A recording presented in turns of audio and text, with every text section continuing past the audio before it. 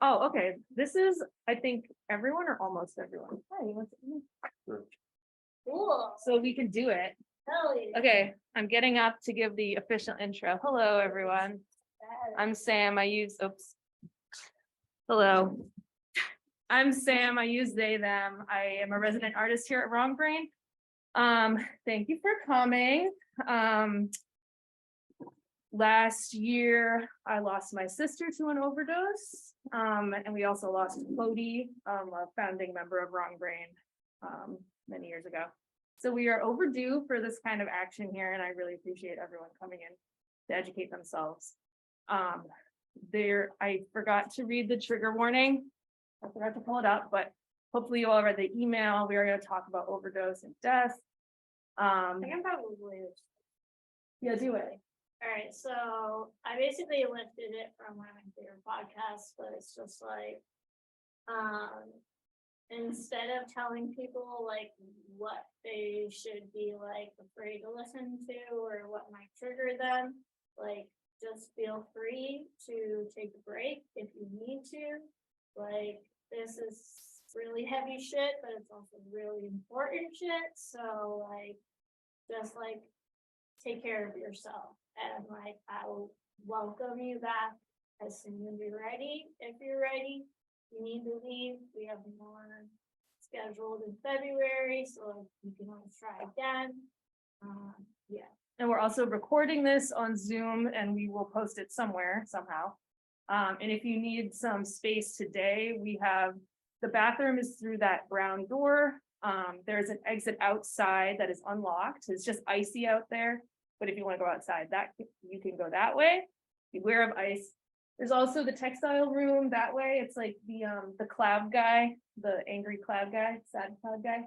But there's like tea and chairs in there if you want to just like go sit down and take your mask off. And of course the front door. But you're welcome to use all those places as you wish. And now it's time. Now we do it. All right. So thank you guys for coming again. My name is Courtney. I use she, her pronouns, but you can call me dude or whatever you want. I have been working in harm reduction and in a recovery center for about the past year, and I recently branched off into my own syringe service program called Insubordination Station.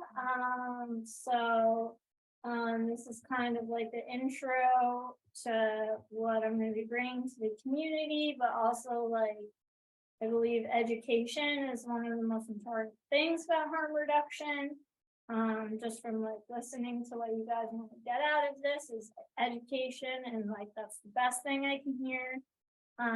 So I also like want to like give a disclaimer that like my way of dealing with like the trauma that I've kind of incurred working in this is that like I go face first into it. So like if anybody feels like I'm like getting too nitty gritty or like I don't know, like inappropriate, just like tell me to shut up. And I also wanted to start out with my friend Tyler here. He was a really close friend and coworker. I just lost him on Christmas Eve. We just lost him on Christmas Eve. He was one of the first people that started me on trainings. This is like, I kind of just want to put that up so he can watch over and probably laugh at me for wherever he's at. Anyway, so what we're gonna go over, I basically just want to start with like the history of harm reduction, which is actually goes back longer than people realize. And like, just so you guys know, I have like my Danny. This is basically the Bible of harm reduction. It's the first like actual like account of like the history of where harm reduction came from. It's called Undoing Drugs by Maya Salovitz. Probably going to be doing it next for our book club Crossfire, so try to look out for that. And basically harm reduction came out of, well, originally it came out of the UK because they had a lot more progressive policies. They were the first ones who were like, so we have a drug crisis going on, and we have an AIDS crisis going on, but it's more worthwhile for us to save people's lives than to prosecute people for using drugs. And that's really where that first separation of like the ethics of using drugs and saving people's lives became separated. So that's really where like harm reduction was born. And then it was picked back up during the AIDS crisis. And really the AIDS activists blew the lid off harm reduction in the US. Most of it started around the Bay Area. ACT UP was one of the primary groups out of San Francisco. I love what it stands for, AIDS Coalition to Unleash Power. It was, people were dying, not only LGBTQ people were dying, but so many injection drug users were dying. And that is because the government did not let people know that they were under severe risk for sharing risks. And this was way back before people could go to an exchange and get clean stuff. This was before people even knew that they should be cleaning and not sharing. I mean, there was just no public policy, no information available.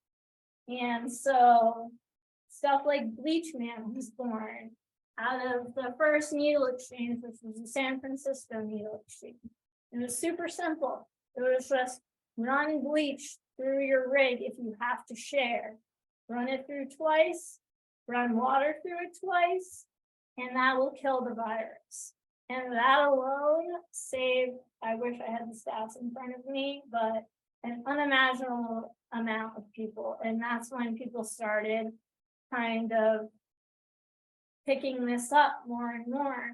And like all sort of underground movements, a lot of this information was passed through zines. It was passed through, like these groups of people that like weren't really considered important, I guess, in public policy yet.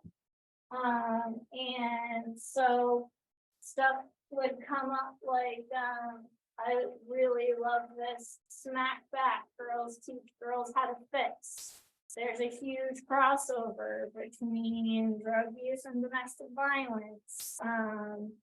A lot of men would be the only ones who would know how to like accurately shoot. So then women would become dependent on the man to be able to do that. And that's something that I saw up till today. Women not being able to keep themselves safe and being reliant on man. Stuff like that. There's like cool stuff like this, liberation action. Like it really became a movement born out of necessity because like people had to take care of themselves. And that's where they also started using the term "nothing about us without us," which was originally born from the disability rights movement. And that's a lot of these early exchanges were run by people who were actively using drugs and couldn't get a job at like a public health organization or would lose a job at recovery places because they were actively using. now the tables have kind of turned positively with that. It's looked upon as, people who have like lived experience. That's the euphemism that they like to use. But, it's also empowering people who have a lot of the time spent, treated unfairly or treated poorly because they continue to use drugs, because the United States, unfortunately, still very much wants to criminalize and prosecute drug use. And that has contributed to the fact that we are suffering from this overdose epidemic at the levels that we are. So I guess the first thing that I want to start with is just straight, like, what is harm reduction? I have this kind of printed out a little bit. I sent it out to everybody. Hopefully you got the chance to review it. But basically harm reduction is just like a philosophical and a political movement based on shifting power and resources to people who are the most vulnerable. And that's a huge shift from the primarily abstinence-based forms that have pretty much ruled what recovery is. And the truth is, abstinence does not work for everybody. Actually, abstinence does not work for most people. And a lot of times it's a fucking death sentence, asking people to stop using drugs for the rest of their life. And that is why the rise of medically assisted treatment has become more and more normalized. Hopefully that continues. That's stuff like methadone, Suboxone, Subutex. I have stopped naming Vivitrol as one because more studies continue to come out that it's perhaps not as effective as the other ones, but people can live full, productive lives on these treatments. And I mean, they can decide after 5-10 years, maybe they don't want to be have to take this medication and be reliant on it. But they could also stay on it for the rest of their lives, and that's totally okay. And they are totally capable of holding down a job, raising kids, doing anything that anybody who would be abstinent could do. So that is a huge improvement, I think, because that also used to be shown and less so now. Harm reduction is also just a spectrum of strategies that includes safer techniques, managed use, and it even includes abstinence. Abstinence is just like the highest spectrum of what harm reduction is. But it's also a framework for understanding structural inequalities, poverty, racism, homophobia, mental illness. I mean, especially in my job, it started as a joke, but in the end, it definitely was not a joke. Every single substance use disorder that I saw was co-occurring with some kind of mental health underlying issue that was either unaddressed or not addressed enough. And the whole tagline of harm reduction is meeting people where they're at. And that means physically, that means metaphorically, that means telling people that how they are is okay. that they are okay however they are, and that we can work with whatever they are. There's just very incremental things that you can do to just make things a little safer for yourself and for your friends. This just, I mean, even if you are a fiscal conservative, the amount of money saved from incarceration, from recovery, just by doing these small, inexpensive things, really shows out in the data. And I'm a data freak. My next presentation, I hope to have more data to show you guys. But yeah, basically it's just reestablishing that sociocultural support that people are lacking, that became even more apparent during the pandemic that we just went through. People became more and more isolated. And another favorite expression is that community is the opposite of addiction. Because we are social animals and we need to connect with each other. Nobody can live in a vacuum. And at the end of the day, it's about pragmatism and realism. Yeah, it would be great to be like, hey, everybody, stop doing fentanyl. And then they just stop. But that's never going to happen for many reasons. So instead of trying to tell that person to do an impossible thing that's really just going to hurt them, it's just about acknowledging where they're at and working with them to empower them to care about their health and to care about themselves. Because a lot of people have told them that they're not worth it. So with that, I'll go through overdose, and then I'm going to go through like drug testing. We have tons of fentanyl test strips, information about it. We have our safe sex stuff, our injection kits, our wound care kits. So I'll kind of go through all of that separately. But first, I'll start off, and I'm really sorry, guys. Like, I started with visual stuff, and like was up at like 2 in the morning, and just like could not all the time. So kind of just gonna like go half off visuals and half off whatever. But hopefully, you guys will have this form responding to an overdose in front of you also. So like the first thing is pretty obvious.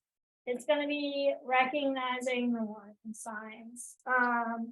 So one of the most pronounced and impossible to not see thing is that their skin and their lips in particular will change colors. I've seen purple, blue, gray. Black is going to be the worst case scenario. If you see black lips, I mean, obviously you're going to respond, but hope for not black lips. There will also be a deep gurgling sound. It will kind of sound like unusual snoring. It's also called the death rattle. I know that's kind of, macabre, but that's what it's called. That means that someone is stopping their breath. Their breathing is starting to stop. If you want, I've never actually done this, but you can lift up their eyes and check out their pupils. They will be pinpointed.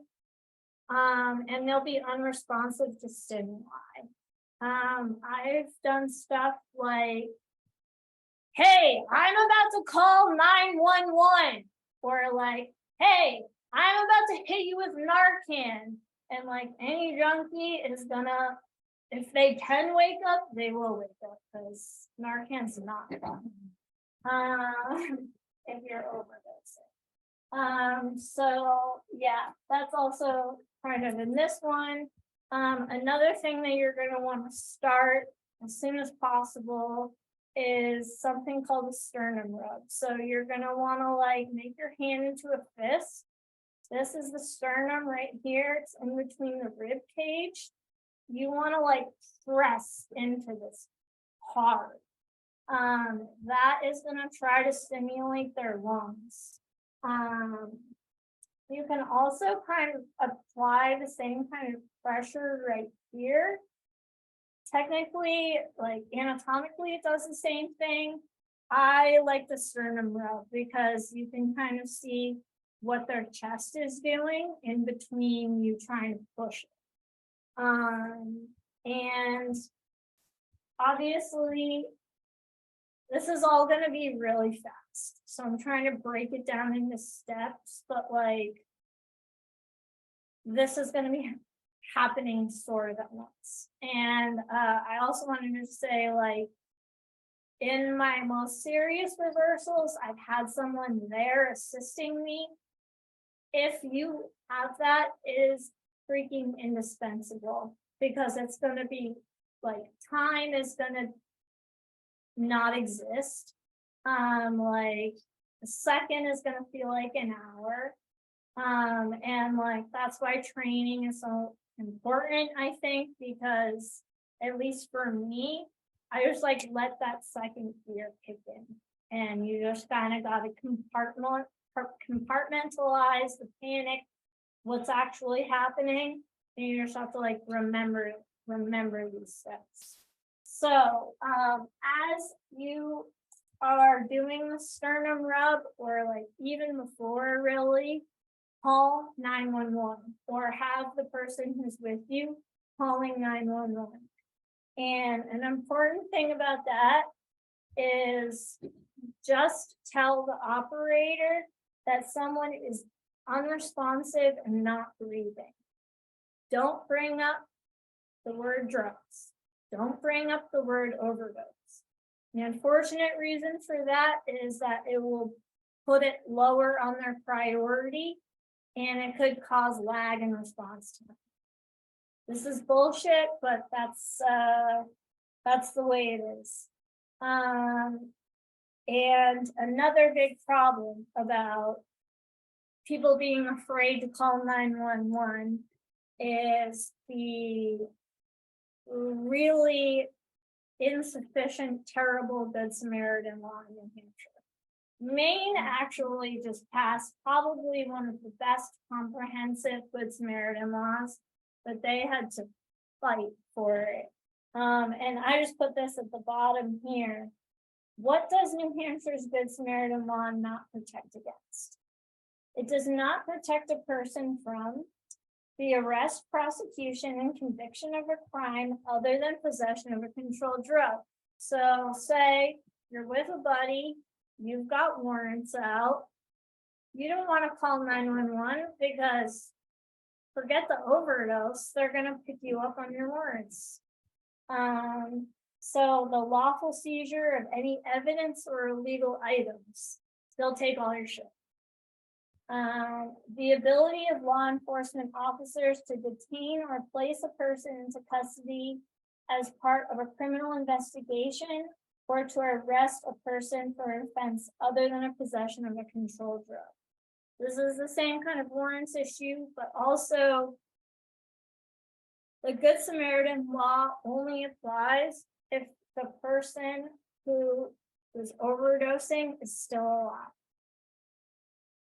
If you find someone who has already passed away and you call 911 and they have any reason to believe that you supplied those drugs, you get a death resulting charge, which is essentially manslaughter.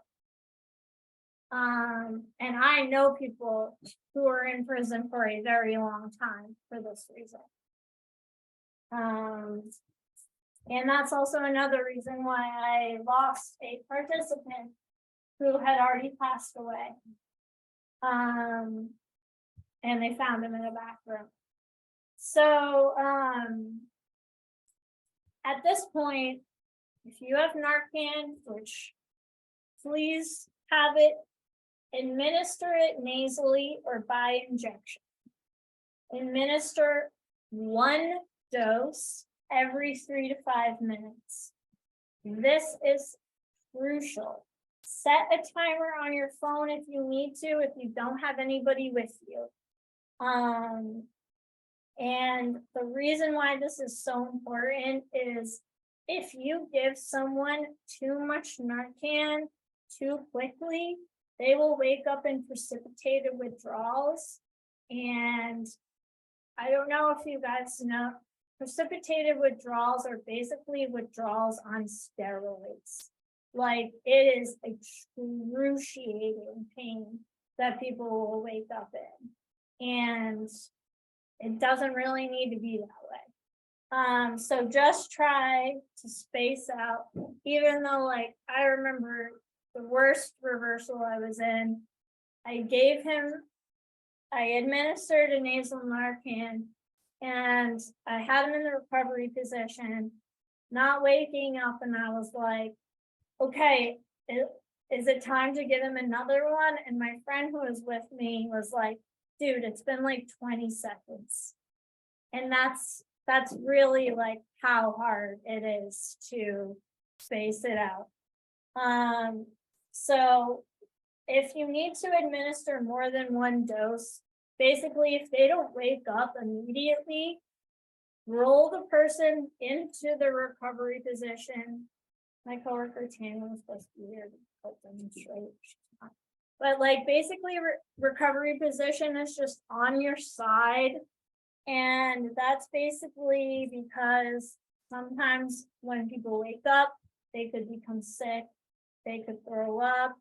You don't want them on their back because you don't want them to asphyxiate. And continue with the sternum rub. Honestly, you can just repeat that process until the EMTs arrive. So I'm going to go through the different forms of naloxone, I should say, really quick. And the confusing difference is everyone knows it as Narcan, but that's pretty much just the brand name for the nasal. It's like Tylenol and acetaminophen. It's like the same thing, but it's just a different kind of thing. This is naloxone that is called intramuscular. Yeah, do you have a question? Explain the difference between the sternum rub and compressions. Like, what are you doing different? Sure. So I'll go through chest compressions in a second, but basically a sternum rub is just trying to stimulate that. When you're doing full chest compressions, that means that you're doing rescue breathing, and then you're alternating that with like full chest compressions. And like if you're on the phone with 911, which by this point you hopefully are, they'll walk you through that if you've never done it before. Yeah. When is like a good time to do recovery position versus CPR? If you have to administer CPR. So it depends on where they're at, really. So after the first administration, I would do immediately into recovery position. I wouldn't start doing CPR and rescue breathing if they haven't responded by the second dose. And that's loose. I mean, like, you gotta look at their face. You gotta look and see if there's any response. Like, you kind of gotta see how far away from waking they are, if that makes sense. So, I mean, I guess, like, in my experience, you only do CPR if someone is like not breathing.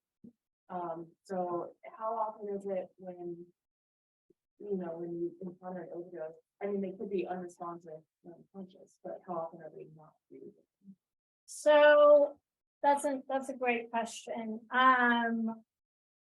When they're initially overdosing, they're not going to be breathing.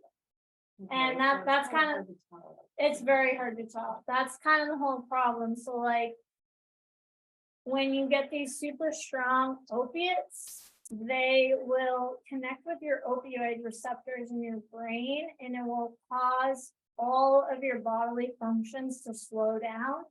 And what overdose basically is just like there's no longer oxygen going to your brain and you're not breathing.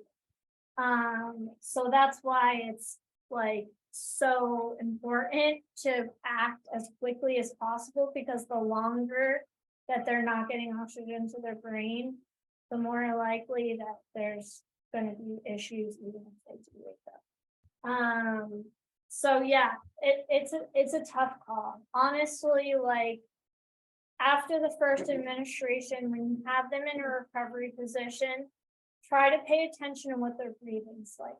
If they're still gurgling, if there's no fluttering of their eyes, their color might start to return. Like the most severe one that I was in, I had to give 3.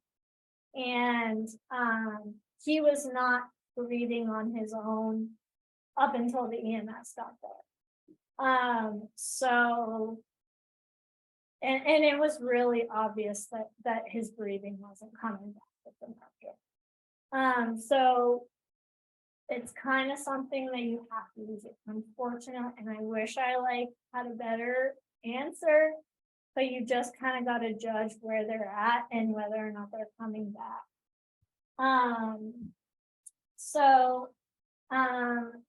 This is the nasal Narcan spray. It has positives and negatives, just like everything else. So, New Hampshire actually got a huge grant for these. So these are really easy to get. You can get them from any pharmacy, any harm reduction agency. Next distro, they will send you them for free also, even if you're independent. And it's pretty simple. You shove this up their nose, like as far as it will go.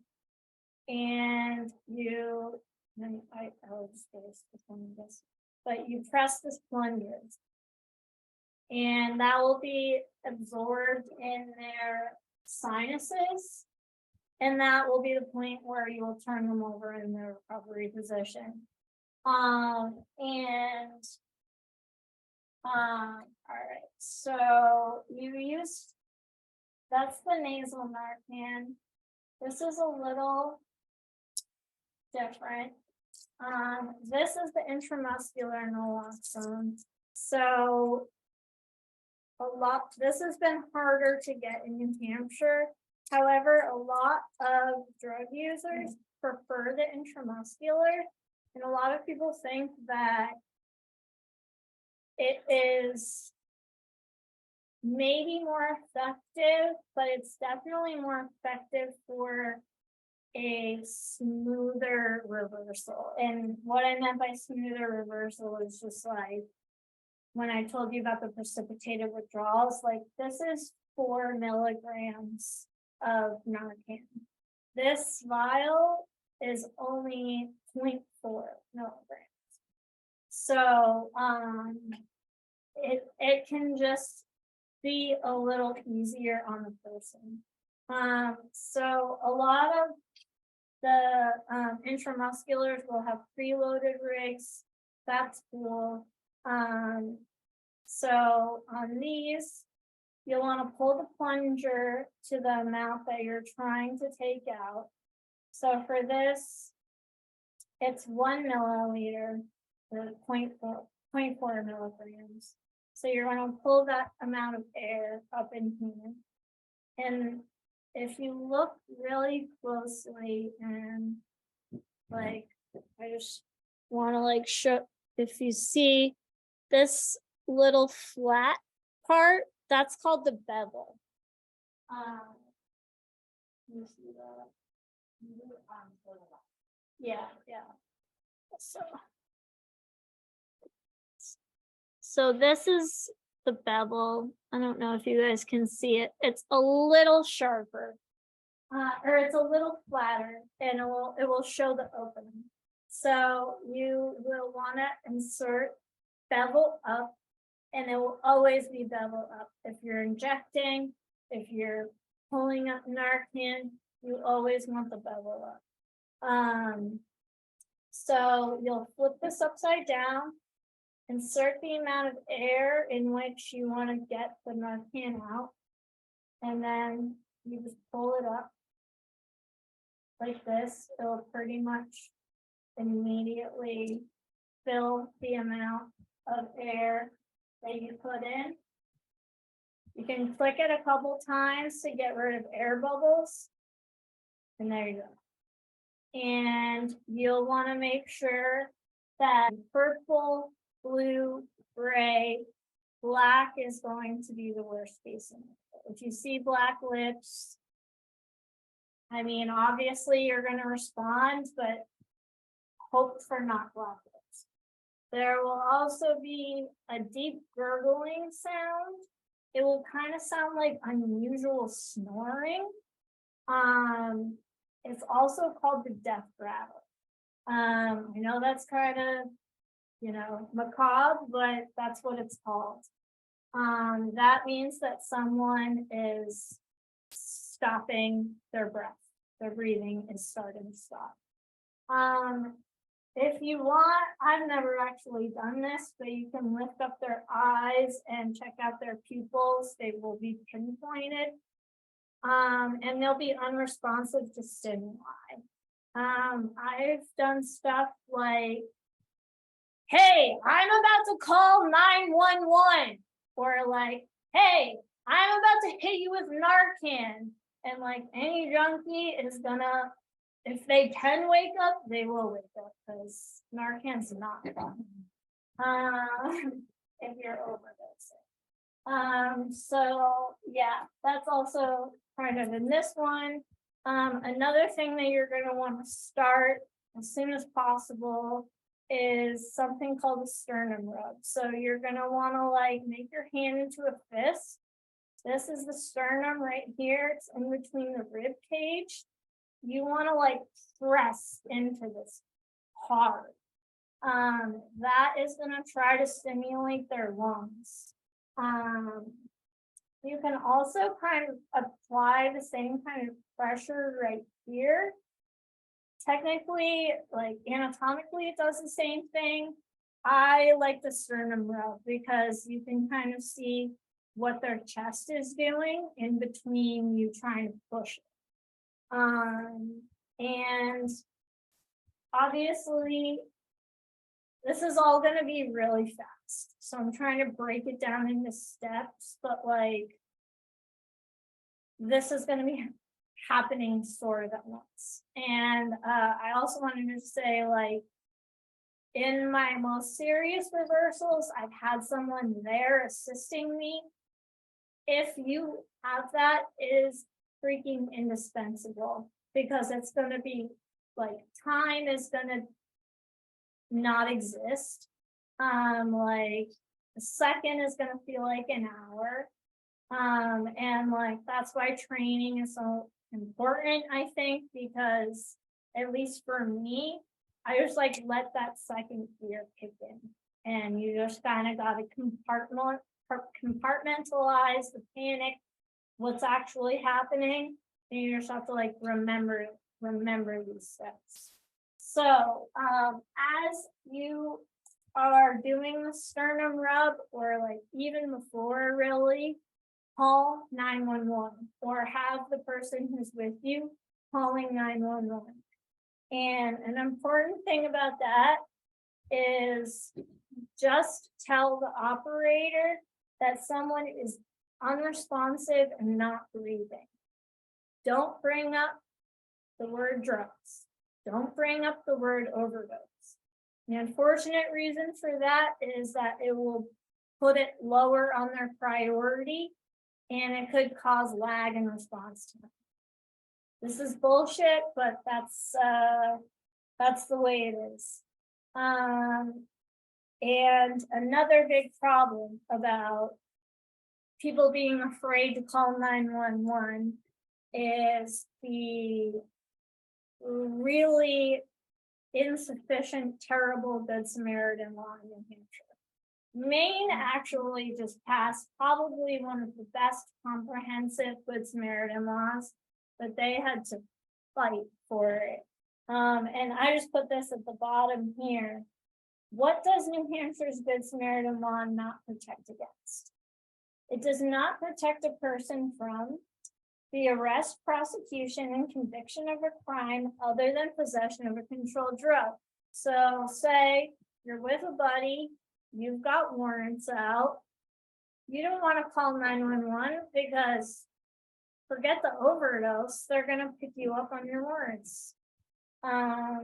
So the lawful seizure of any evidence or illegal items, they'll take all your shit. The ability of law enforcement officers to detain or place a person into custody as part of a criminal investigation or to arrest a person for an offense other than a possession of a controlled drug. This is the same kind of warrants issue, but also the Good Samaritan law only applies if the person who is overdosing is still alive.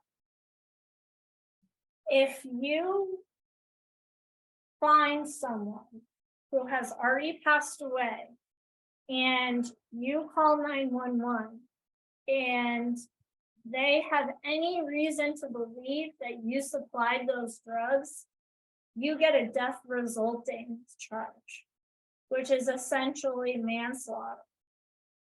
And I know people who are in prison for a very long time for this reason. And that's also another reason why I lost a participant who had already passed away. And they found him in a bathroom. So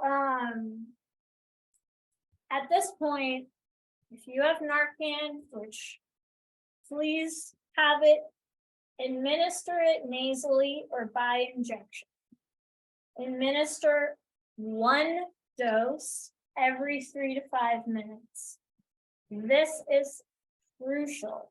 Set a timer on your phone if you need to, if you don't have anybody with you. And the reason why this is so important is if you give someone too much Narcan too quickly, they will wake up in precipitated withdrawals. And I don't know if you guys know, precipitated withdrawals are basically withdrawals on steroids. Like, it is excruciating pain that people will wake up in. And it doesn't really need to be that way. So just try to space out, even though, like, I remember the worst reversal I was in, I administered a nasal Narcan, and I had him in the recovery position, not waking up, and I was like, okay, is it time to give him another one? And my friend who was with me was like, dude, it's been like 20 seconds. And that's really like how hard it is to space it out. So if you need to administer more than 1 dose, basically if they don't wake up immediately, roll the person into the recovery position. My coworker Tanya was supposed to be here to put them straight. But like basically recovery position is just on your side. And that's basically because sometimes when people wake up, they could become sick, they could throw up. You don't want them on their back because you don't want them to asphyxiate. and continue with the sternum rub. Honestly, you can just repeat that process until the EMTs arrive. So I'm gonna go through the different forms of naloxone, I should say, really quick. And the confusing difference is everyone knows it as Narcan, but that's pretty much just the brand name for the nasal. It's like Tylenol and acetaminophen. It's like the same thing, but it's just a different kind of thing. This is naloxone that is called intramuscular. Yeah, do you have a question? Explain the difference between the sternum rub or compressions, like what are you doing different?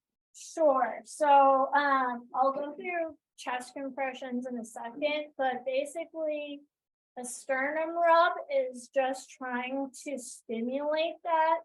When you're doing full chest compressions, that means that you're doing rescue breathing, and then you're alternating that with like full chest compressions. And like if you're on the phone with 911, which by this point you hopefully are, they'll walk you through that if you've never done it before.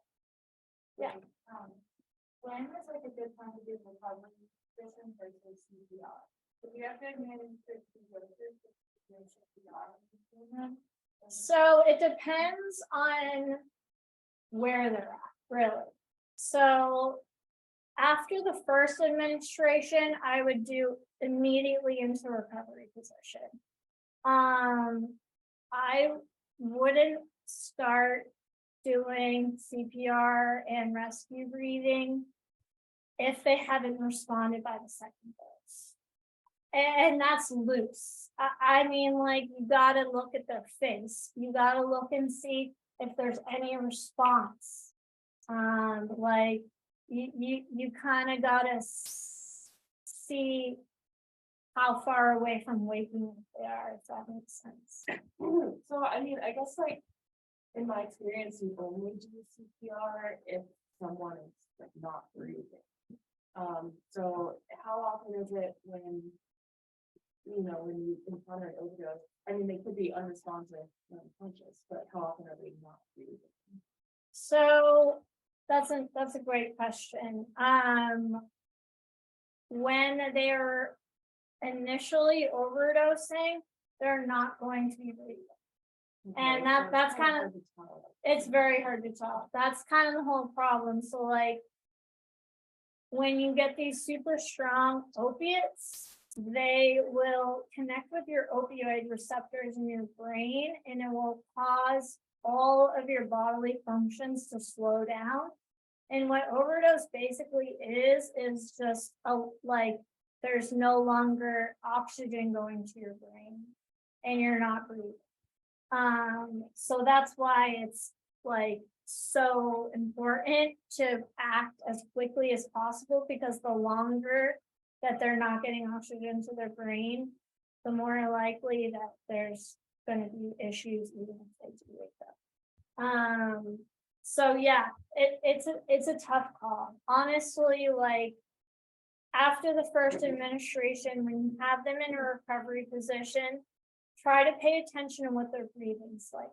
If they're still gurgling, if there's no fluttering of their eyes, their color might start to return. Like the most severe one that I was in, I had to give 3. And he was not breathing on his own up until the EMS got there. So and it was really obvious that his breathing wasn't coming back with the market. So it's kind of something that you have to use. It's unfortunate, and I wish I had a better answer, but you just kind of got to judge where they're at and whether or not they're coming back.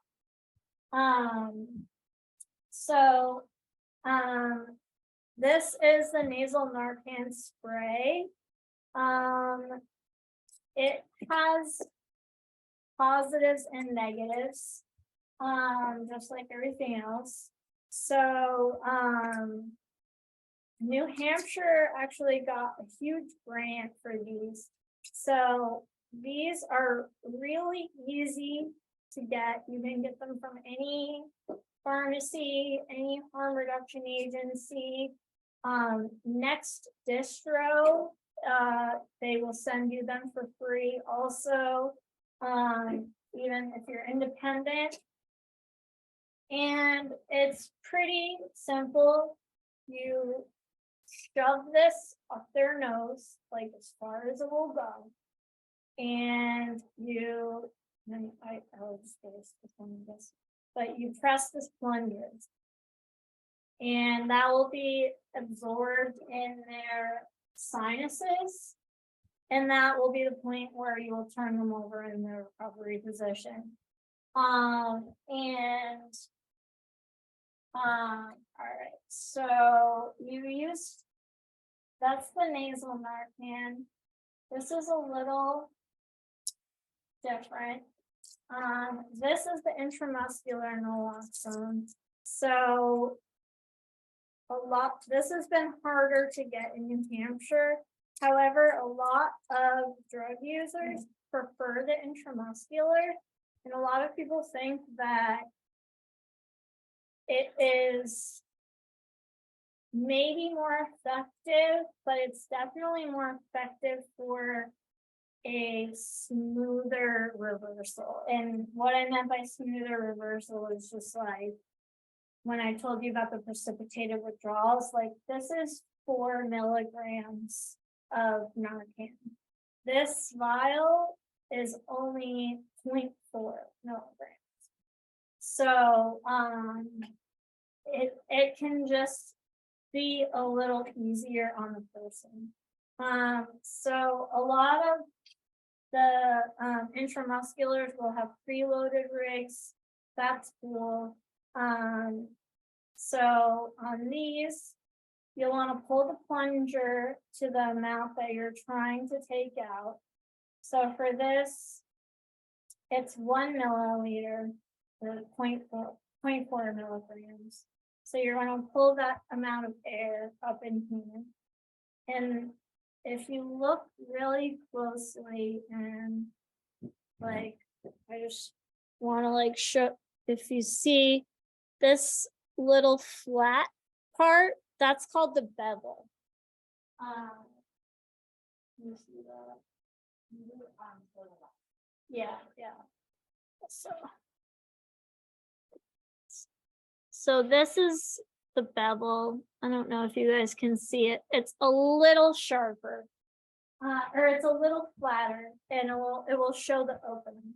So you will want to insert bevel up, and it will always be bevel up. If you're injecting, if you're pulling up Narcan, you always want the bevel up. So you'll flip this upside down, insert the amount of air in which you want to get the Narcan out, and then you just pull it up like this. It'll pretty much immediately fill the amount of air that you put in. You can click it a couple times to get rid of air bubbles. And there you go. And you'll want to make sure that you are hitting a muscle. The best places for that: thighs, upper outer part of the butt, and some say the shoulders. And these are really big syringes. They're like 25 gauge. So it's gonna hurt, but you want to make sure you get it into the muscle, or else it's not gonna be effective.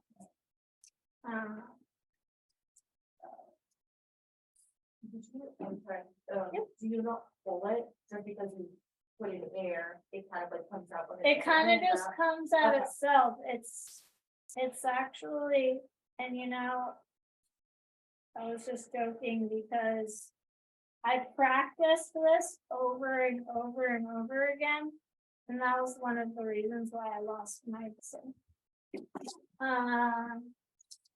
By the way, this is a bio bin. essential for every public space. That is for syringes. It's super important, it should be in more places, but as a harm reductionist, I love them. Where does it go? Like after when you run to it? So that's a funny question.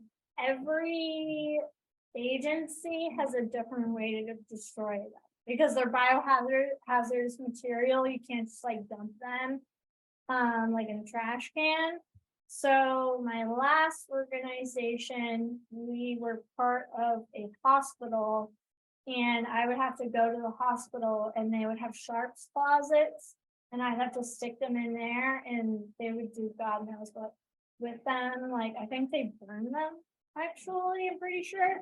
But it's like one of the most expensive things that for harm reduction. Like I'm still in the process of figuring out how I'm gonna destroy my sharps, because like I think NHHRC has $100,000 grant. That's how much it costs yearly for them to destroy this thing. So it's kind of insane.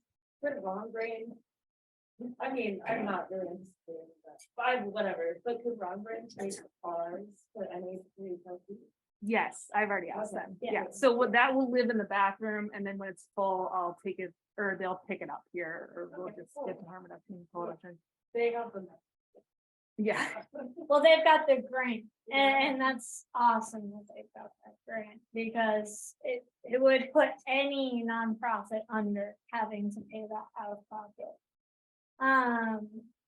So the next big one, and like I can't drill this into brains enough. Rescue breathing is fucking crucial. I'm sorry for my French, but like it's necessary.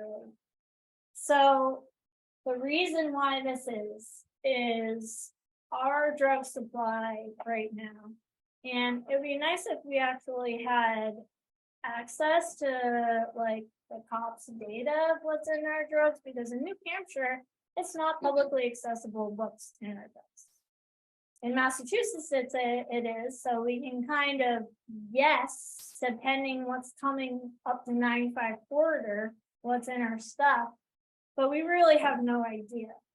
But one thing that we do know, and what I've seen just with my own eyes, is xylazine, or what other people have called trank dope, is in everything. And it is really scary for a number of reasons. One of these reasons is that it is a tranquilizer, it's an animal tranquilizer.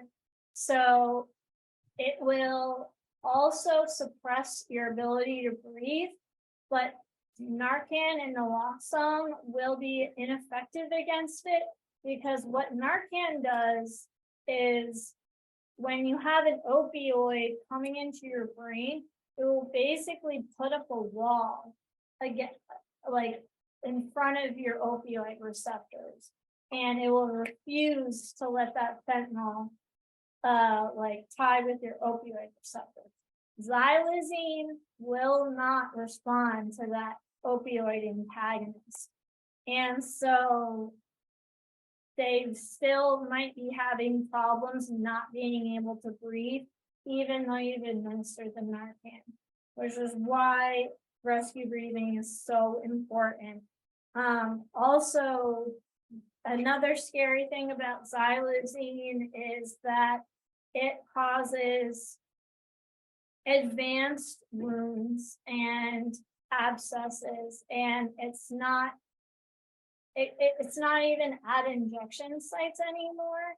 It could be maybe a cut you got on your hand that will abscess.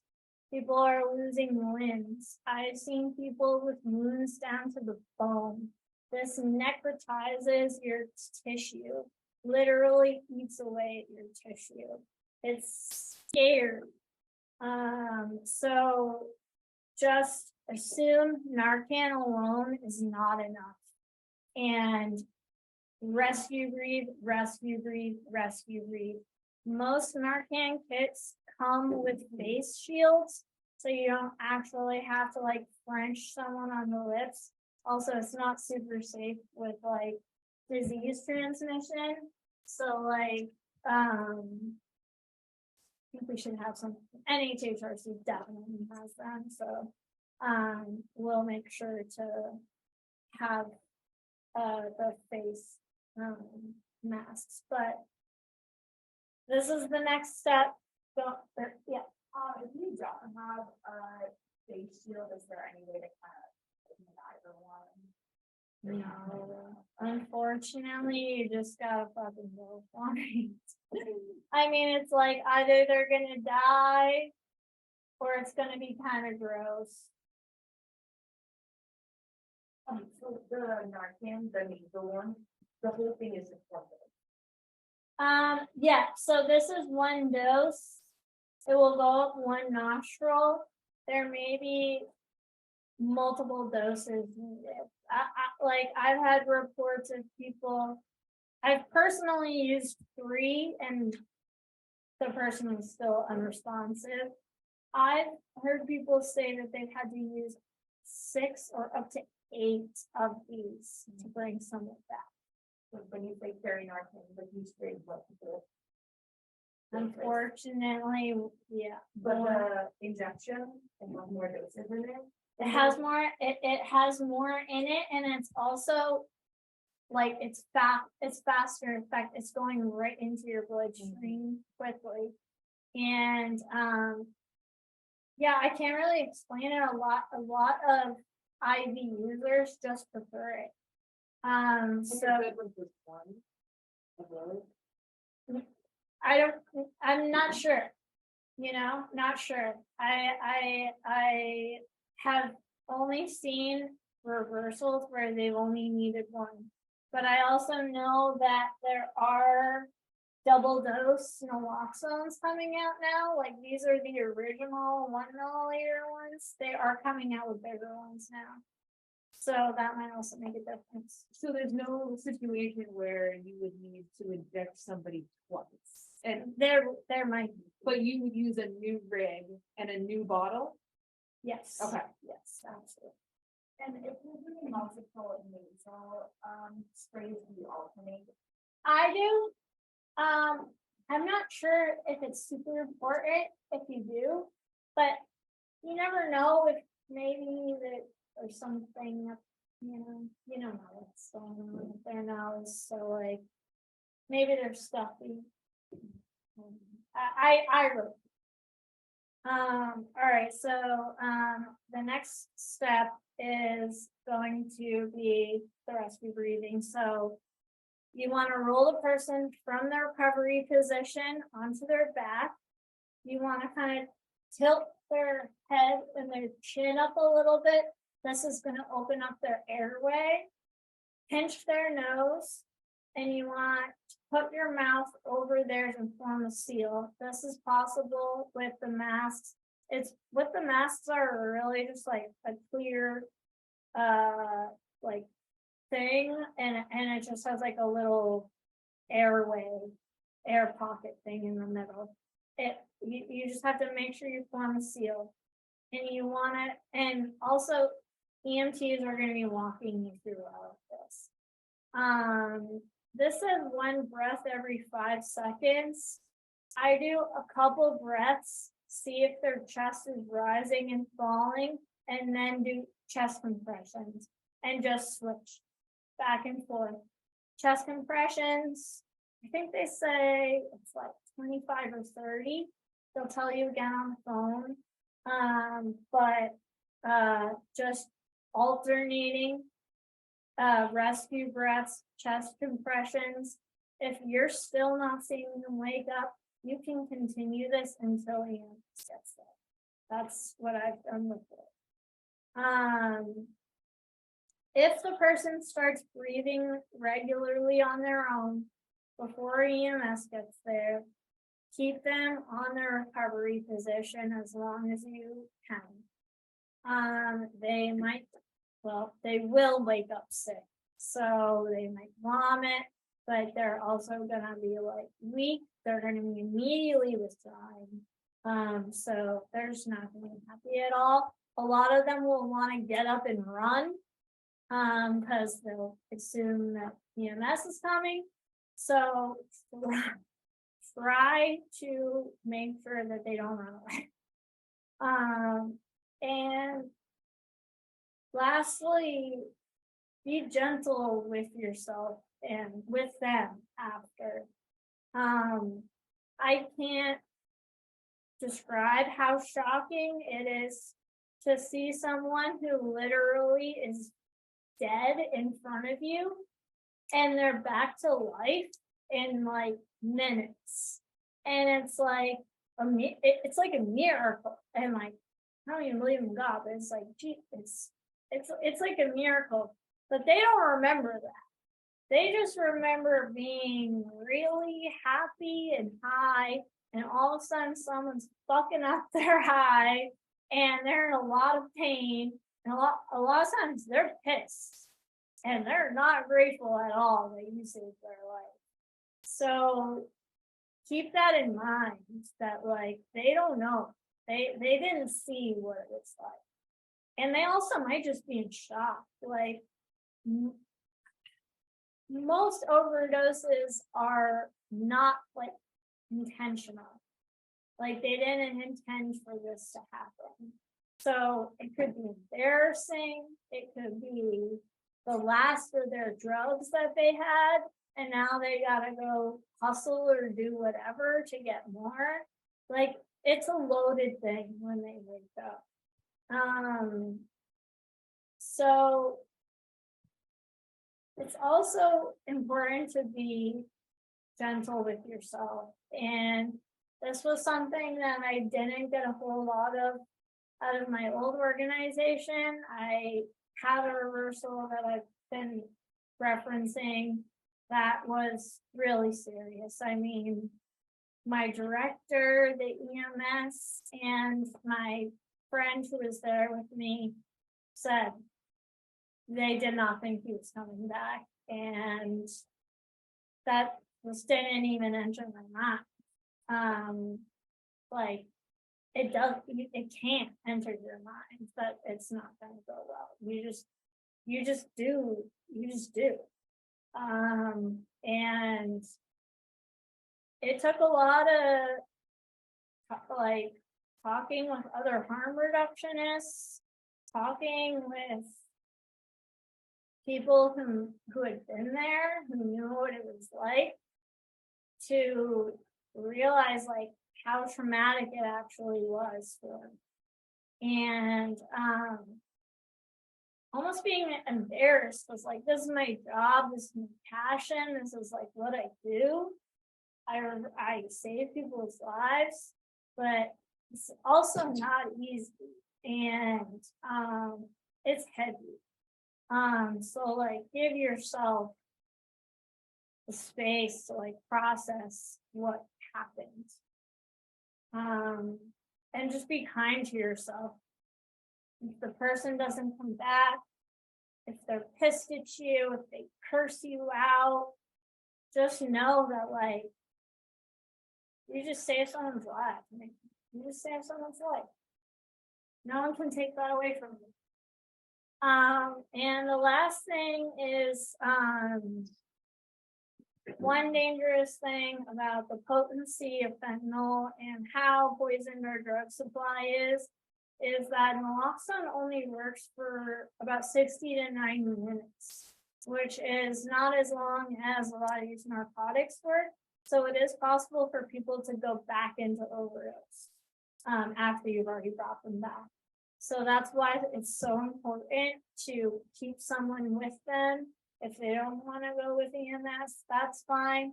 Just make sure that they're not alone, because it's possible for them to go back into overdose. And yeah, that's pretty much that's overdose in a nutshell. Maybe we can just like Yeah, so, I was gonna say, let's take questions that relate to this and then Sure. let's take a 10-minute break. yeah, that sounds like a good idea. What happens when someone is transported to the hospital? So, yes, and it's not good. Just like everything else, so, I see this with overdoses, I see this a lot with wound care. There are people who would rather die than go to the hospital. And I can totally empathize with that, because they're treated like friggin' garbage at the hospital. And that's any hospital, at least the ones that I know in this area. One girl was in for an infection, and I think a cap from a rig fell out of her bag. And they told her that either they were gonna search her bag or she had to sign out and Sorry, what? Sign out AMA? against medical advice. Okay. So, like, that's the level of stigma. Some call it compassion fatigue. It's really just like they don't want to deal. And a lot of times people will freak out in the hospital after they go because they don't have drugs with them, or they'll try to do drugs at the hospital and get kicked out. There really is there's no basic understanding going on in the medical field about what these people are going through, what it feels like to overdose. I mean, it's still under that umbrella of you're an addict, you did this to yourself. I mean, there are multiple detoxes that don't provide medically assisted detox to opioid addicts because they don't think that it's severe enough. Because you can't die from it. So, like, that's the kind of attitudes that we're dealing with in the medical community. And there are good people out there, but in emergency rooms where you're coming in right after an overdose, it's not good. It's not good. Most people leave immediately. That's the real truth of it. You said not to mention words like drug or anything from opioid use, but when they arrive, did you tell them that you would minister that? I do, yeah. It's important that they know. A lot of the times they'll ask, what drugs did they take? I don't know. They'll be able to surmise based on their reaction to Narcan, how many Narcan you've given them, their reaction to the rescue breathing. They'll usually know, but the important thing is get it. So, yeah, once they get there, you can disclose as much information as you're comfortable with and as much information as you think is necessary to protect that person's privacy. But any information that is crucial to them helping save them, you should. Yeah. No, so like, but is there a risk when you call 911? Yes, yes, that's a great question. Yes, most of the time police do show up with EMTs. I've read things like try to make sure there's no background noise because that will indicate that there's some kind of scene going on where police need to be there to break people up. Yeah, most times cops show up, unfortunately. Try to keep the cops as much of a distance as possible. I usually try to meet them right at their cruiser and say, we're good, we got the EMS. Yeah. Is there like, this might be like awful, but is there like a way that you can like notice that an overdose is gonna end up okay? Or you can following in that, or is it like you always should? You always should. You always should, because things can go sideways, things can go wrong. I mean, polysubstance use is the most common form of drug use, so you don't know exactly what's in there, what they've taken, how it's gonna react. People are allergic to Narcan. People are allergic to naloxone. It's rare, but it happens. So like you don't want to be responsible if this goes sideways. So yes, always follow me. Cool. So anybody else on? I know this is mostly like opiate based like overdoses, but like I'm sure you've seen like overdoses with other substances. I mean, like one like where it's uppers, I imagine that would be more like related like Yeah, so that's actually a really good point. A lot of people have brought up how a lot of this like awareness of overdose is primarily opioid related, but there has been more information coming out about stimulant. A lot of times it's called overheating. So there are certain things that we unfortunately have no medication to help with that, but there are certain things that you can do, like cooling, putting them in a enclosed space, trying to slow down the breathing, just like really practical basic measures, but that's really all we have right now. Another scary thing and to bring up again is the polysubstance use. So like the most common thing that I've seen is fent and meth together. So yeah, you never know what is causing what kind of behavior, how they're reacting inside this person's individual physiology. So it's just like so much of it is like kind of guesswork. But there is a lot of good stuff coming out about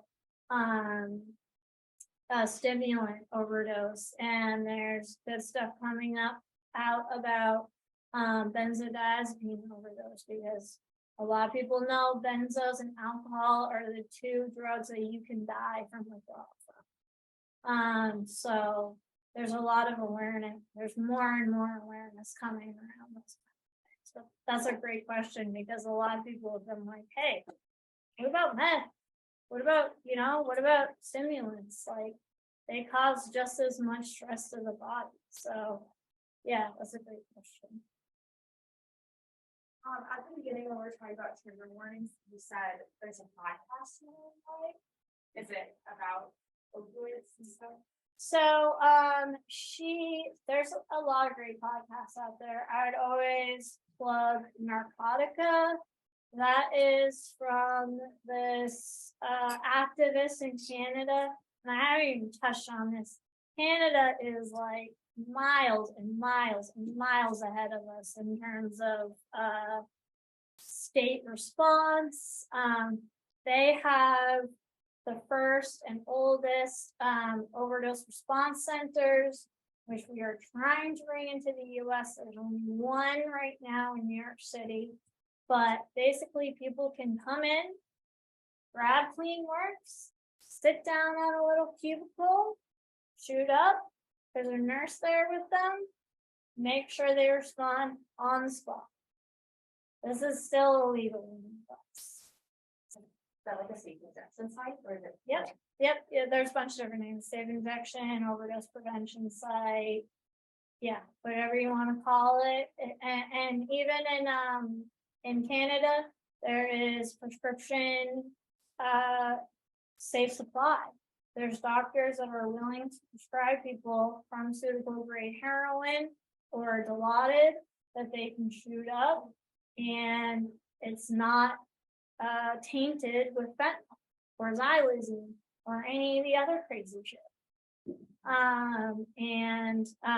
That is actually a European model that they adopted, that they still do in the UK.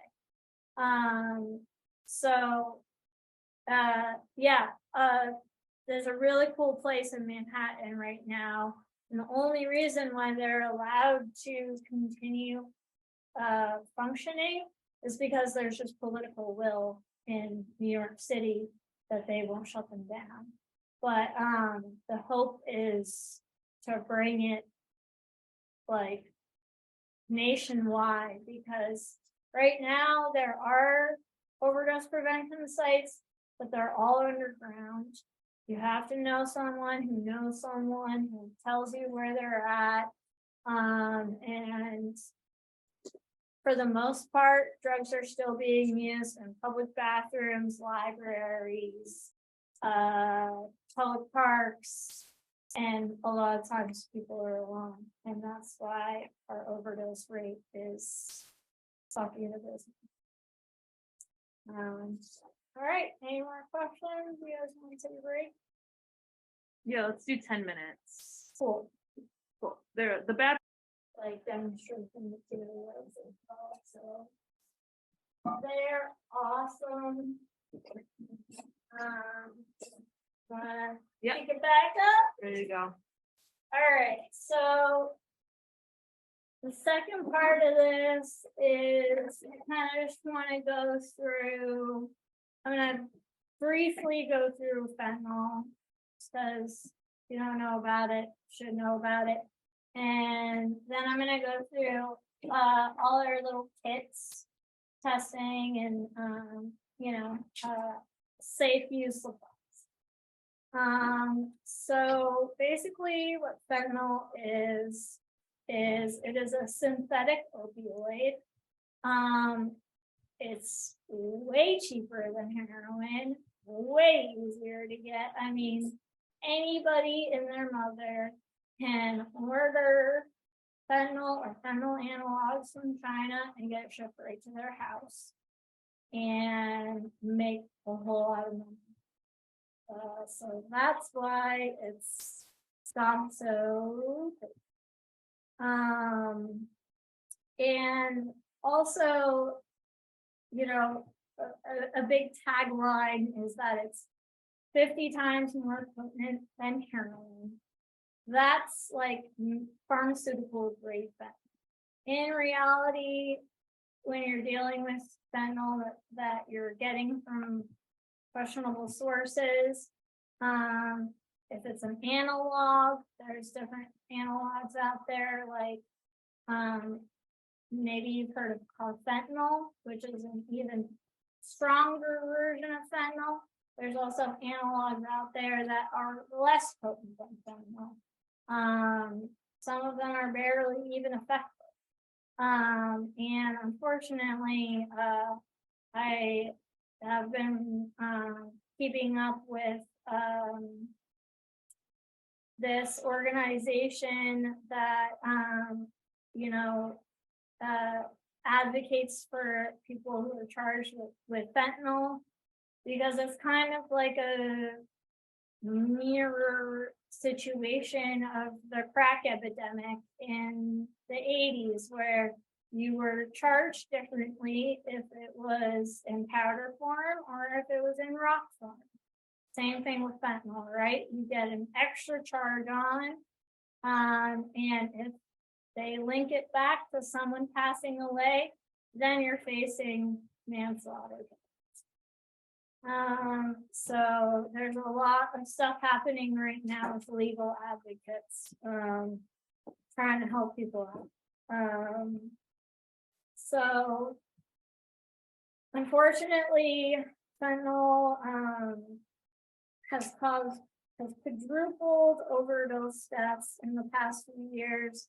Some data just came out of New York City, where fentanyl was related to or involved in 80% of their overdoses, which is just fucking insane.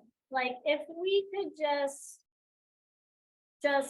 target fentanyl itself and learn how to like mitigate these risks with these materials, the amount of deaths that we could bring down is just, it blows your mind.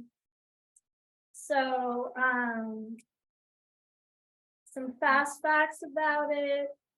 Blah, blah, blah, 50 times stronger than heroin, moves through the street market. I don't know if you guys saw that hullabaloo on the news about colored fentanyl and how they targeted at kids.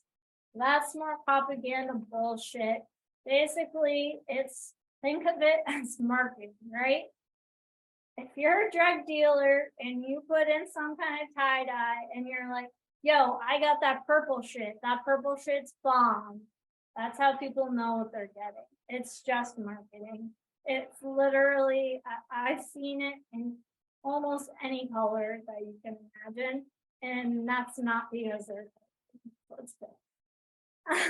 And the other very scary thing about fentanyl is you have to assume right now that it isn't anything that you are not getting from a pharmacy or from like a dispensary, like a medical marijuana dispensary. Like if you're buying pills from a buddy off the street and they say, I swear, this is for my prescription, I swear, and it looks the same. Just assume it is a pressed pill and it has fentanyl in it. This is a big thing right here. So the chocolate chip cookie effect, which has a really nice name, but basically in these pills, it's essential to kind of break them apart and test different parts from it, because these manufacturers are so poor at mixing fentanyl in that you could take half of a pill and it could do whatever, and you could take a quarter of the same pill and overdose. It's just not spread out in any kind of way that makes sense. It has been found in drugs like meth, cocaine, and the pressed pills that I've gone into, which has caused a lot of people who have been doing cocaine for 20 years and they're overdosing. And they're like, what the hell, man? There's fentanyl. And again, that's just a marketing thing, because if you put just a little bit in there, you're gonna get repeating customers. However, there's been this big misnomer that's gone around about fentanyl or fentanyl analogs and that they're naloxone resistant. This is a lie. Narcan is effective on any opiate, and this is including any kind of fentanyl and fentanyl analog. You may have to use more, like we talked about, but it is effective. Fentanyl is just an opioid, just like anything else. The other thing, and I wanted to point this out on my shirt, there was big propaganda going around that you can overdose by touching fentanyl. This is a lie. There's a ridiculous video of a cop in San Diego who touches fentanyl and then just like falls over like a board. And that's just not the way that overdose happens. So it is impossible to overdose just by touching it. It has to enter your mucous membranes. So like if you have a cut on your finger and you touch it, that's a different story. But just just by getting it on your fingers, you can overdose. What else? The street supply is unpredictable and inconsistent. Assume overdose risk no matter what drug you're using. I had a really unfortunate incident. Husband works in the restaurant industry. 3 of his chefs bought a bag of Coke to split. Next morning, someone walks in, they're all dead in a room together. So just assume that it's in everything and practice as much harm reduction as possible. In this case, it would be one person use, everybody else wait a couple minutes. Next person use, just spread it, just disperse it. So, like, how long does it take for someone to overdose? Is it that quick, like a couple Fast, minutes? Okay. fast. Okay. So you'll know. Go slow, use less. You can always use more, you can't use less. Test your product. We'll be going over that. If you're using alone, double down on other strategies. Never use alone. This is something that I would put in every injection kit that I gave away to every single person. You can call them. I also volunteer. They will sit on the phone with you. All they'll ask is where you're at so they know where to call emergency services. And they'll just sit on the phone and chat with you while you use. No judgment, they'll just sit, they'll just chat. Another great resource is there's a app called the Brave app. I know the woman who created it. She's unbelievable. She's amazing. And it's even more anonymous than Never Use Alone. There's a lot of like amazing tech applications to this. One of my closest friends, Michael, who helped me start up my SSP, he has this revolutionary product called, he's from Philly, so it's called Your. But it's Your Emergency Response Program. And all it does is it has a little sensor in a bathroom where people tend to use, and it will pick up if someone has been motionless for 90 seconds. You can set the timer as long as you want. It will send up a warning saying this person has been motionless, check on the door. Check and see if they're responding.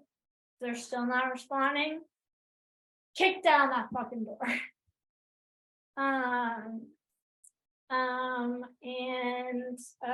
We went over, have someone check on you, smoke or snort instead of injecting. This is the heart of harm reduction, right? We're taking it down to safer. We already went over this. If you're using in a group, stagger your use so someone's always alert. And carry naloxone, you know how to use it. Please, God. There's also the wooden rigid chest syndrome. Phenyl analogs and phenyl can sometimes cause seizure-like symptoms, including muscle spasming, locked limbs, and rigid chest. This doesn't always happen, but it is really scary to witness. It's almost like, and I hate using religious terminology, but it's almost like seeing someone obsessed. I mean, they're upright, but their body is locking into different positions and they're not conscious of what's happening. And it's scary. And those are the people that you want to just watch and not take your eyes off of it.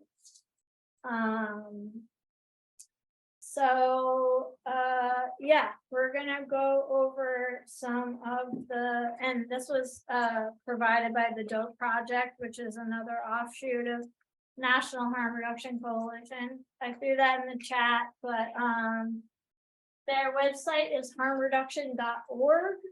they are the leading experts of harm reduction. And they have programs all over the country. They're the gym. I went to their conference in October and it was like heaven on earth. So another thing that I wanted to show about the pressed pills, if you're like a data nerd like me and you are ever like curious, you can go on drugsdata.org. You can look in any state and you can see what someone presented the tester as, what the dealer told them was, what they were under the impression of, and then you can see exactly what came up in testing. So, like, I'll show this to the computer first. This was sold as a just regular oxycodone with the M label on it. It almost looks in like the same exact thing you would get from a pharmacy. But then you look down at the testing and there's fentanyl in there, along with a bunch of other unidentified materials. So I don't know if you want to pass that around. That's how close press pills can look to what they think, well, what people tell us that they are. So it's really hard, and I just tell people, assume they're pressed, assume it's not safe. All right, so first we're gonna go through the injection kits. Again, very generously supplied from New Hampshire Harm Reduction Coalition. So they will include these fentanyl test strips in every kit. Fentanyl test strips right now, specifically these, I think these are the BT and X ones. These are the gold standard of fentanyl test strips. So I have a little chart right here about what you do. I'm even down to do a little demonstration. You can literally brush up acetaminophen and do it. So maybe I'll do that around the end. But basically, and NHHRC has these super handy little cards that are small enough just to put in your wallet. They will show you how to read the results on here. I like to make the joke that these tests are the opposite of every other fucking test on planet Earth, where 2 is negative and 1 is positive. So I always try to remind people of that. And with testing, you really only need trace amounts of what you're testing. So I've done it before with another thing I got in trouble for. People would return and have little baggies with residue. That's all you need, the smallest amount of residue. You put a couple drops of water in there. This is also Dance Safe, another great resource. They've been around drug testing at festivals and music events for decades. So they are also very good resource. But all you really have to do, you can either use an emptied out baggie, you can empty a little bit in a bottle cap, that works. Few drops of water, stick the fentanyl strip in there, and it's quick. It will show you the results pretty quickly. So that is fentanyl test strips, and fortunately there have been more test strips coming out. There are now benzodiazepine test strips. And I have There's other companies getting on this. This is Wise Batch. I got this from the conference also. But there are other test strips coming out to kind of reflect the supply and how poisoned it is right now.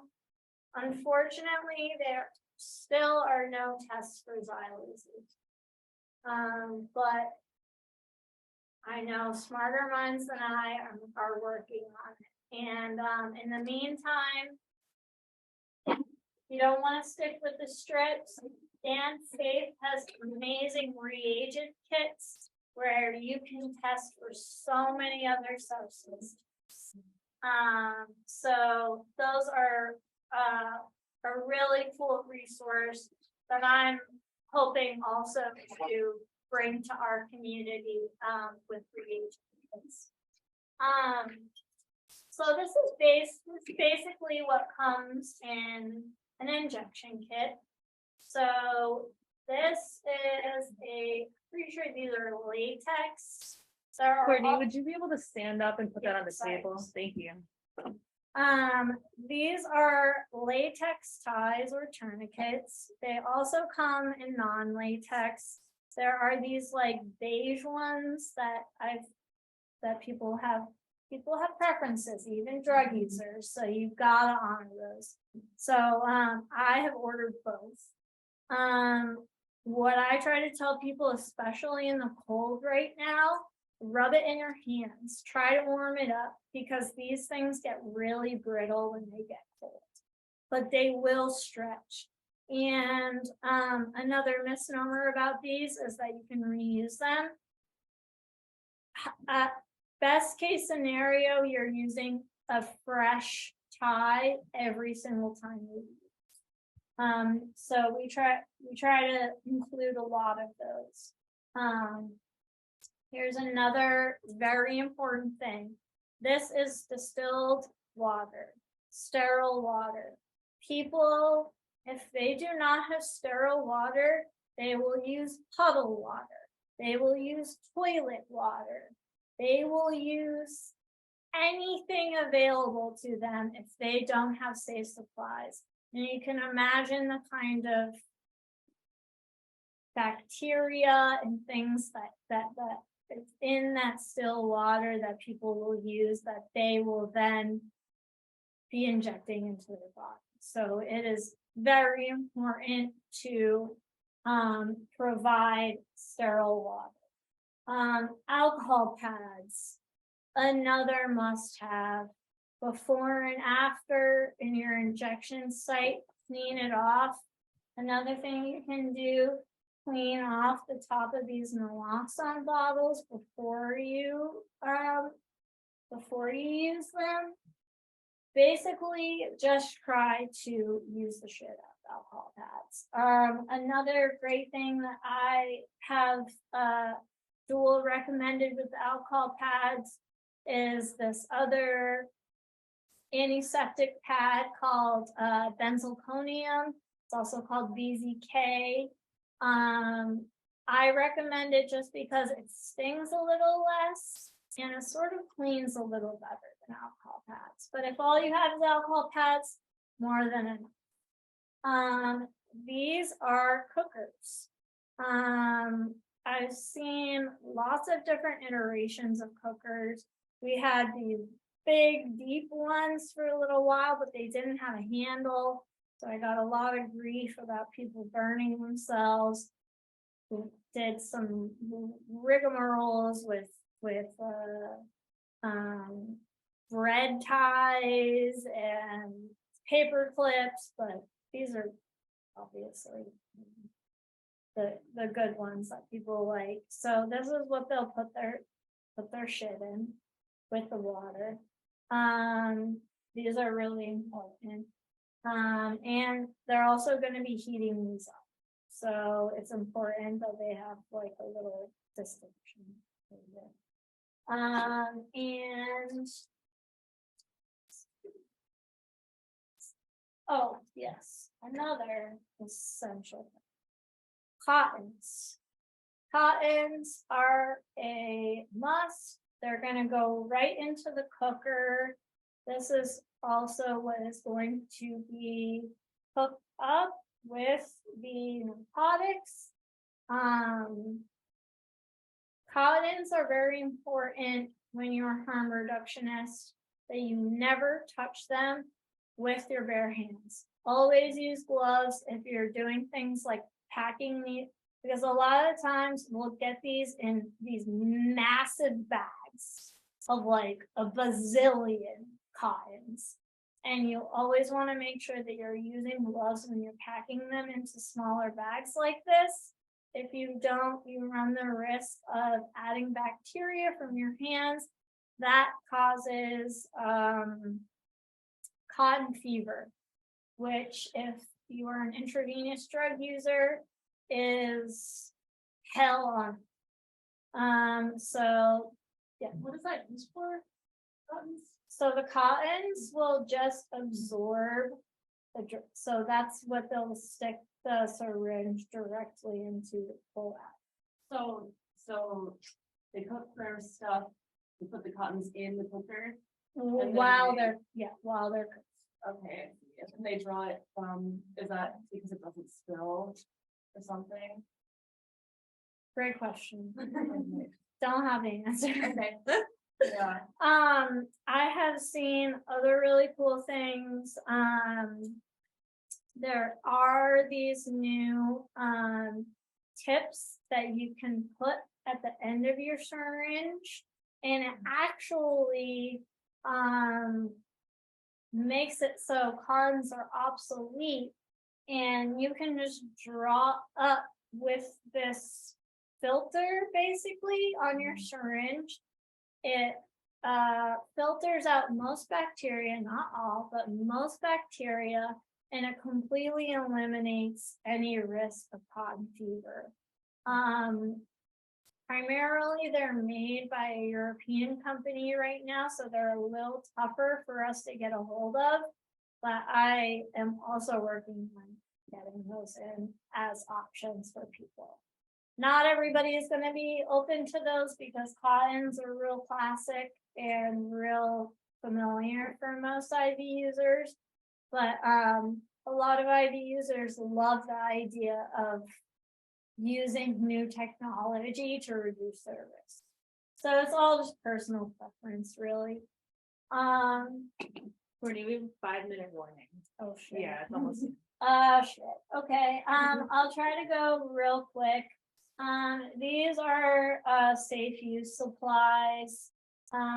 This is a bubble pipe from Smokeworks, my friend Jim Duffy. This is what is used for methamphetamine. They break really easily, but they're like the #1 requested safe smoking supply. So any harm reduction agency, any person should know what this is, what it's used for, and just be able to give basic education on it. We also have these beautiful rose straight pipes, also from Jim Duffy. These are for smoking and crack. We have Chore Boy here, and we also have pushers.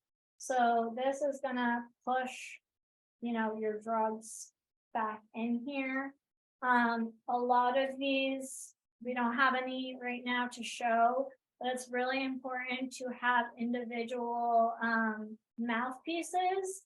So you're not sharing your smoking supplies, even if you're sharing your drugs. And then we have these wonderful little, I have one more part. These wonderful little snorting kits. They have a little razor blade in them, straws, stuff and these all come with little like cards that will fit in your wallet about what safe smoking is, what safe snorting is, what all of this stuff and how it mitigates your risk. And unfortunately, we don't have any of like any rigs right now. I'm still in the process of getting them for my SSP, but one of the biggest goals of harm reduction is getting people to either reduce the amount of times that they're injecting a day, or best case scenario, bringing people from injecting to smoking. That is the biggest like thing that you can do for someone. If you can just get them to stop injecting and start smoking, that reduces their overdose risk significantly. And you can't pressure anybody to change their habits. Some people just want to inject, that's cool too. But being able to tell people like, hey, are you overdosing a lot? Have you ever tried smoking your drugs? Has this ever worked for you? Have you ever tried this? It's just about suggesting. It's just about giving people their own personal autonomy to make their own decisions about how they want to use their drugs and how they want to live their life. Because essentially, it's none of our jobs to tell people what to do. I refuse to do that. One of the reasons I lost my job. I will support whoever uses till their last breath or my last breath or whatever comes first. But all of these supplies are so important in making sure that people have the education that they need, because that's originally why people started dying. So it's our best chance to mitigate the death that is happening in front of us. And just briefly, we've got Plan B over here, condoms, safe sex, always, always, always. We've got like our little wound care kit right here. This comes with really basic stuff.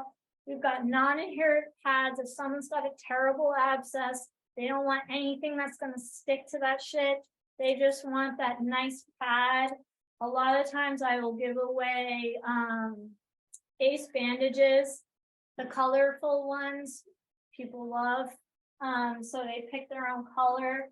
We've got different colored bandages.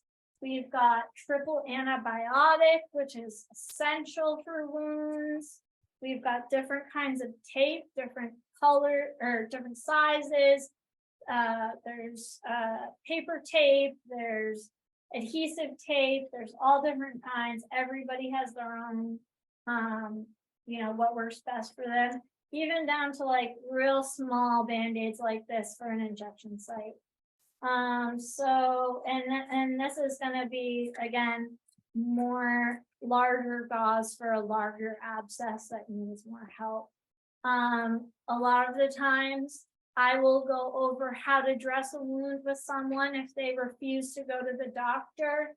But if their wound is severe enough where it's going to threaten their life, you've got to tell them you need antibiotics. The great thing is that there is a mobile health van.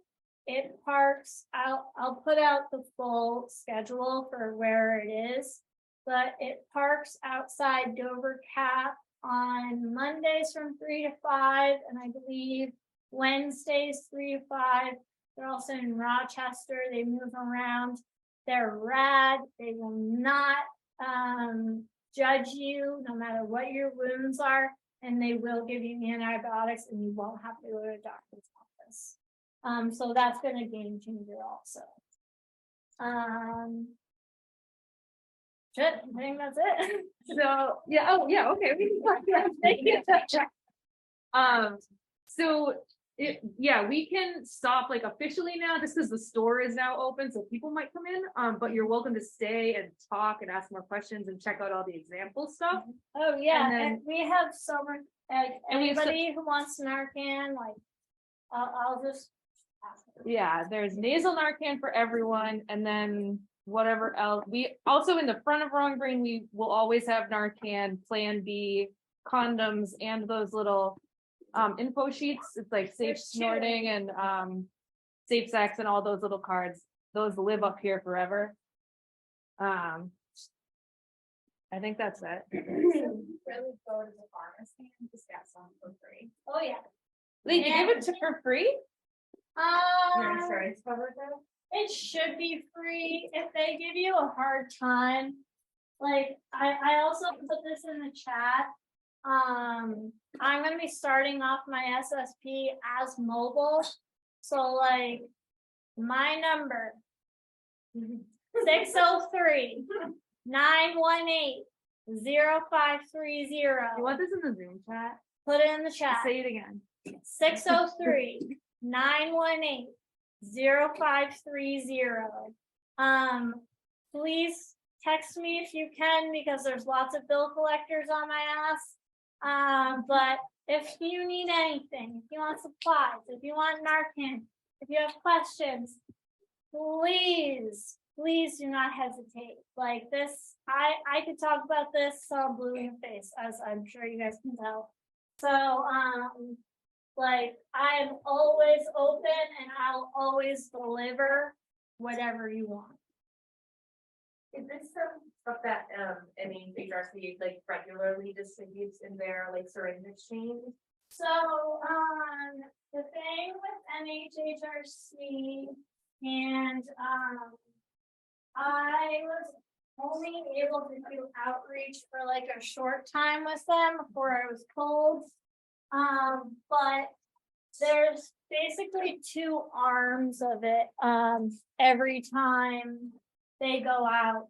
So there will be an exchange that will be going on, and then there will be a separate little table for NHHRC.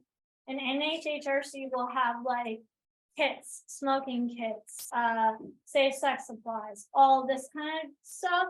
And the exchange will just be straight up. People can give their used rigs and get clean rigs. My goal is to try to combine this, obviously. So like NHHRC is a great resource. On Mondays and Fridays, they're in Rochester, around the corner from where SOS is. I'm pretty sure it should be on their site. On Tuesdays, they are outside of the Episcopalian Church. There's also mutual aid that goes on that one.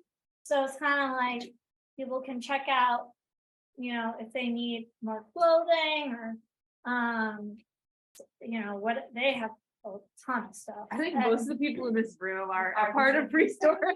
Yeah, so you guys are awesome. So we're always kind of like tucked closer to the church, or they are, but yeah, there are resources. My goal is just to continue those resources and make them even more accessible, because honestly, like a huge thing that I saw just working in a brick and mortar SSP is that people are still afraid to come in. And I totally get that. Like, people will be like, I didn't even know you were here, or it took me so long to come in, or my friends are hanging out outside and they don't want to come in, so I have to get stuff for my friends. And like, I totally get that. So like, this is about bringing stuff out of brick and mortar buildings, bringing it to physically where people are at.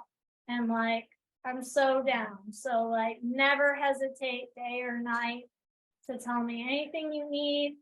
Or like, another thing about harm reduction, secondary distributors are huge. If you have friends who are users who you would feel more comfortable supplying yourselves, I'll bring you enough stuff that you want to distribute yourself. This is all about community. Nobody has the power. Doesn't belong to anyone. Belongs to all of us.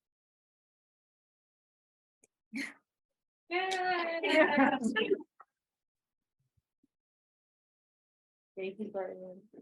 My pleasure. Again, people can feel free to like come look and touch, right? Oh, of Is that cool? course, yeah. Every- I was just wondering if everyone. I was gonna ask you. All the lines. Like, and then just- Well, my